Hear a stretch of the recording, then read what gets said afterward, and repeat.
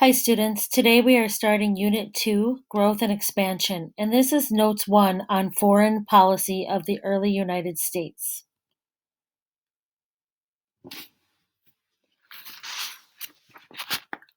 Our foreign policy notes are found on page 4 of our notes packet. Prior to the foreign policy notes, we will do a You Be the President game, which is located on page 3.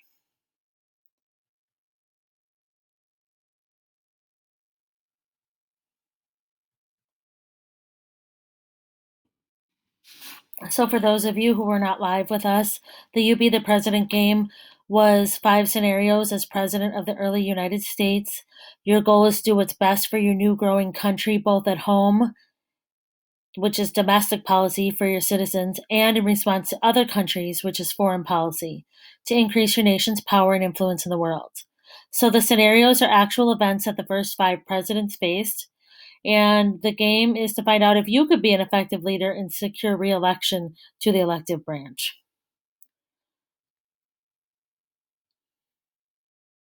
We went through the first scenario, and the first president that we're going to focus on with his foreign policy or how we react to other countries is George Washington. When George Washington took office in 1789, our country had no active army, very little money, and was surrounded by unfriendly powers. Britain controlled Canada and Spain held lands in the south and the west. Across the ocean, France and Britain were fighting for more power. President Washington knew that the United States was not prepared to get involved in issues between other countries.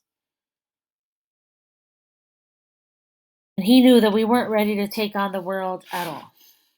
So, each president, past and present, has had to make decisions that impact our country's foreign policy. Under the first 5 leaders of our country, the United States became more powerful through foreign policy, or how we interact with other countries. Foreign policy is your first vocab word at the top of page 4 of your notes, and that is the government's strategy when dealing with other countries. Use your highlighter to highlight governments dealing with other countries.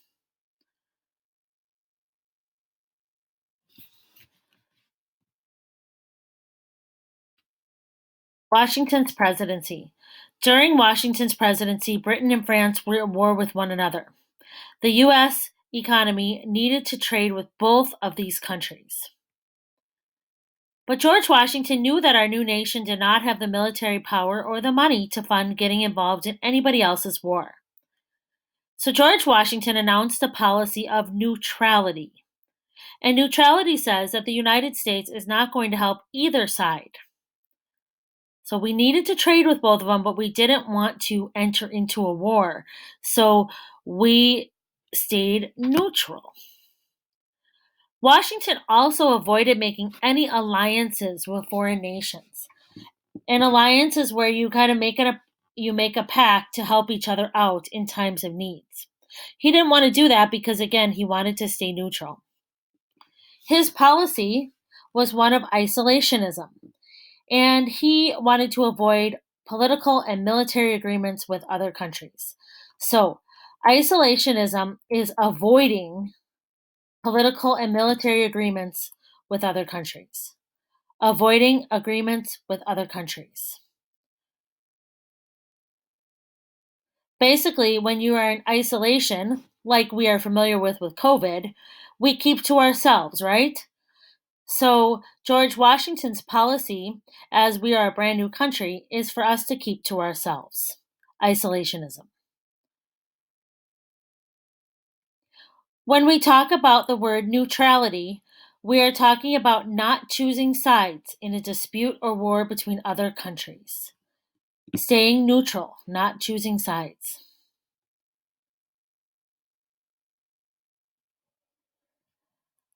All right, so in your notes, the chart at the bottom, you'll see George Washington over there. He's number 1. His policy of dealing with other countries is to not get involved.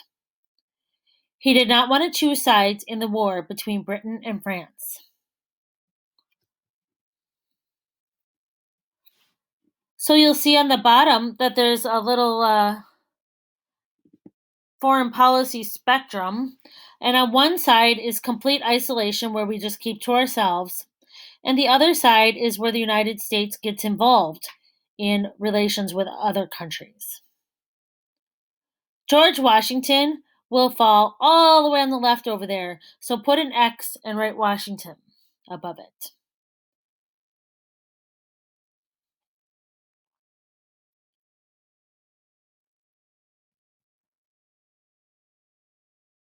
The second president that we're going to focus on is John Adams. During John Adams's presidency, Britain would not remove their troops from forts in the Ohio River Valley. France hoped that this would lead to war between the US and Britain. When the United States made a treaty with Britain, France was upset. So the French Navy began seizing or taking American ships.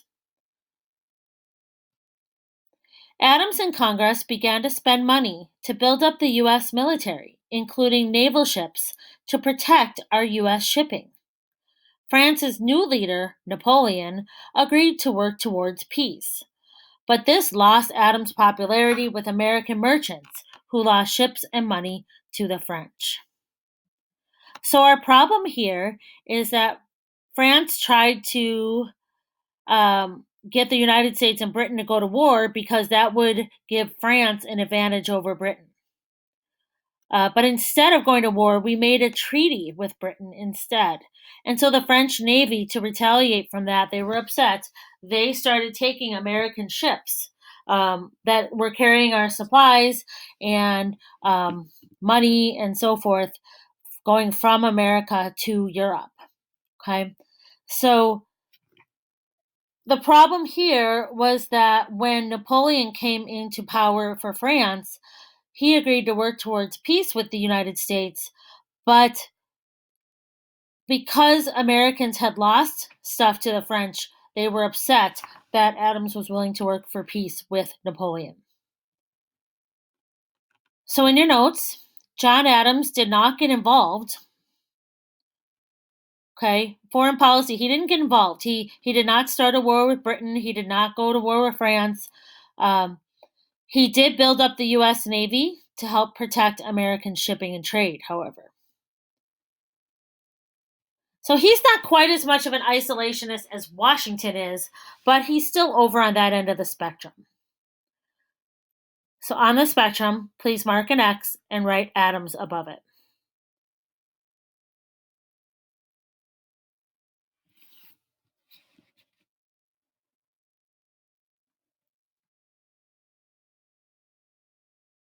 Thomas Jefferson was the third president of the United States, and during his presidency, France and Britain were again at war. The British Navy was trying to stop us from trading with France. Northern Africa gets involved when they declare war on the United States. In 1802, Jefferson sent a small fleet of warships to the Mediterranean to protect American ships. In 1803, France offered to sell us a large portion of land west of the Mississippi River that would double the size of the country. Some of you might be familiar with that large purchase that France sold us. Jefferson decided to buy the land from France. Jefferson tried an embargo to stop trading with France and Britain until they left U.S. ships alone. But this hurt the economy. An embargo where you're stopped trading. So there's a lot of mess going on during Thomas Jefferson's presidency. A lot of it stemming from France and Britain and trying, where they're still at war, and the British trying to stop us from trading, and we didn't want to stop from trading. So then the ruler of Tripoli, who was affiliated with the British, they declare war on us. So we send warships to protect our ships, but not necessarily to fight against people, but just to protect our own. And then to further that issue, we end up buying land from France as well. And that land that we purchased was because France was running out of money and they needed money to continue fighting against the British. So Jefferson didn't want to get involved, but he kind of did because he didn't have much choice trying to protect our shipping. He tried to ban trade with Europe, and he bought land from France. So those are ways that he did get involved. So Jefferson's closer to the middle of the spectrum.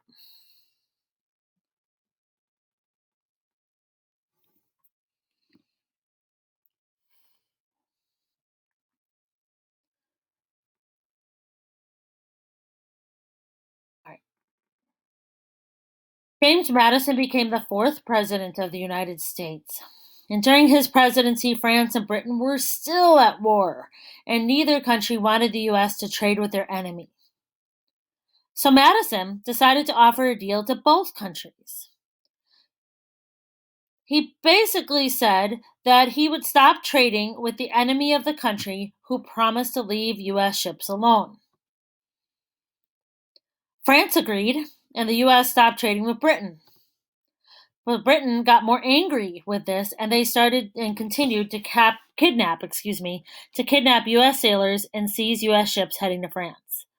Britain was also sending weapons to American Indians who were fighting white settlers.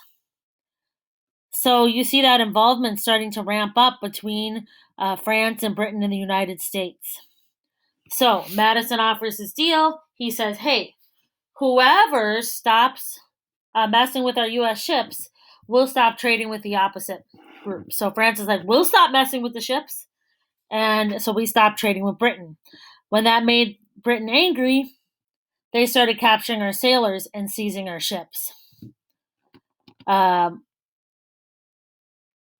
1812, Madison requested that Congress declare war on Great Britain. So we went to war. It was called the War of 1812. And after 2 years of fighting, the Treaty of Ghent did end that war. So Madison got involved. He asked Congress to declare war on Britain.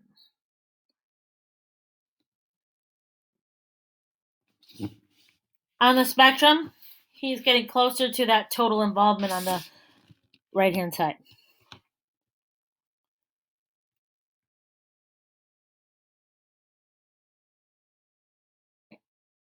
The fifth and last president that we look at today is James Monroe. During James Monroe's presidency, things in Europe were finally quiet, and we hoped to return to that isolationism or keeping to ourselves. But situations were heating up in Latin America.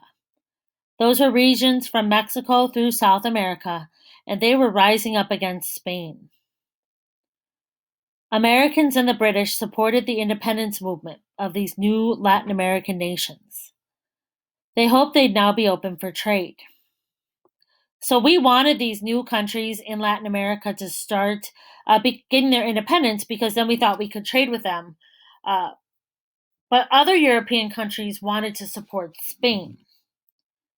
So in 1823, President Monroe, after seeking advice from Jefferson and Madison, issued the Monroe Doctrine. You'll need to know this. Monroe Doctrine says Europeans need to stay out of the Western Hemisphere. The Americas, North and South America, are closed to colonization. Monroe Doctrine, stay out of the Western Hemisphere.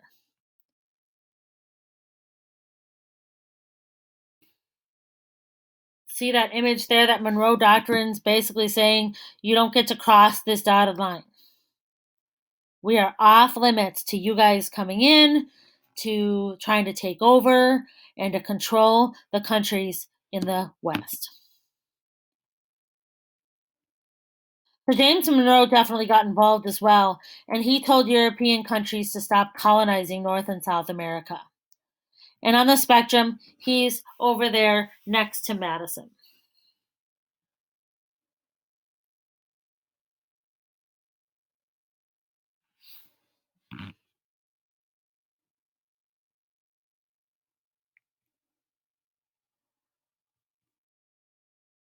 That ends our notes on the foreign policy of the first 5 presidents.